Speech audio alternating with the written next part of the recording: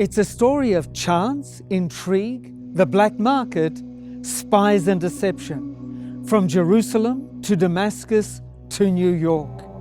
And it all began thousands of years ago. Here's what happened.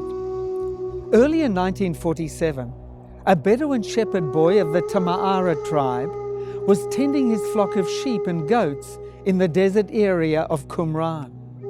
He noticed a few of the goats were missing, so began to search amid the limestone cliffs that line the northwestern rim of the Dead Sea, about 40 kilometers from Jerusalem. Spying a cave in the cleft of a steep rocky hillside, he cast a stone into the dark interior and heard something shatter. Intrigued, he went to investigate with his cousin. After climbing up the cliff, they entered the cave and found a cache of large clay jars, some which were shattered and some that were still intact, even with lids in place.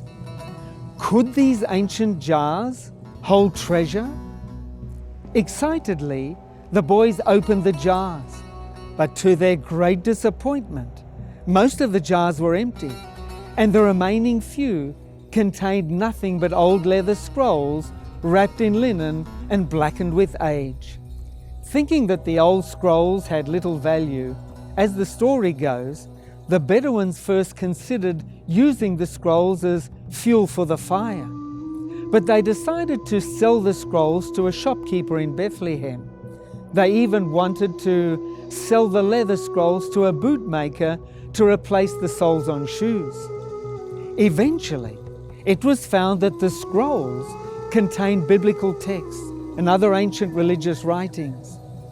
The initial discovery was momentous enough to arouse immediate universal interest that continues to this day. When the value of the scrolls became apparent, there was a scramble to investigate every cave in the region. Bedouins and scholars searched for more ancient scrolls. The scrolls are known today as the Dead Sea Scrolls.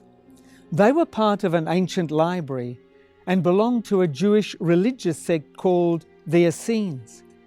They lived in a commune at Qumran along the shores of the Dead Sea about 2,000 years ago. They spent their lives copying out the scriptures, commentaries, and other works by hand.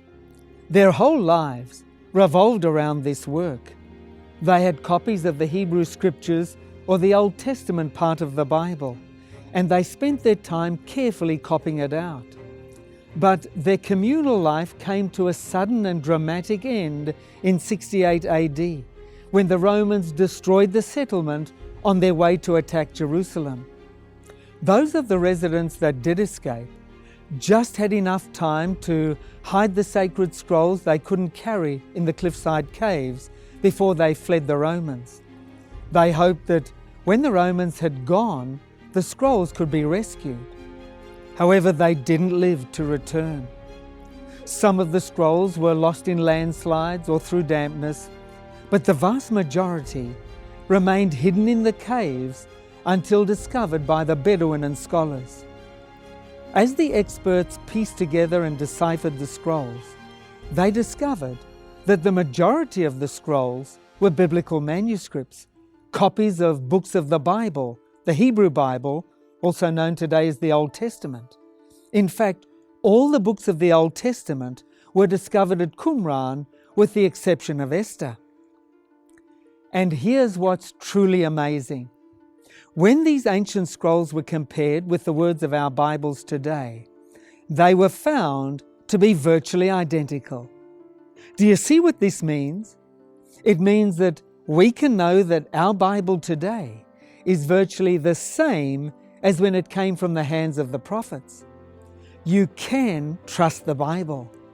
The Dead Sea Scrolls allow us to be certain that our Bible has been miraculously and accurately preserved down through the ages. And more importantly, in this age of modern scientific discovery, it challenges us to seriously consider the Bible and its claims. The Bible claims to be special and unique. It claims to be God's Word. It claims to contain vital information for us today. It claims to hold the key to inner peace and happiness. Why not make a decision to check it out, to give it a try? If you would like to know more about the Bible and how it's relevant to our lives today, then I'd like to recommend the free gift we have for you today. It's the popular Bible reading guide, We Can Believe the Bible. Just go to our Incredible Journey website, tij.tv, to request your free Bible reading guide now.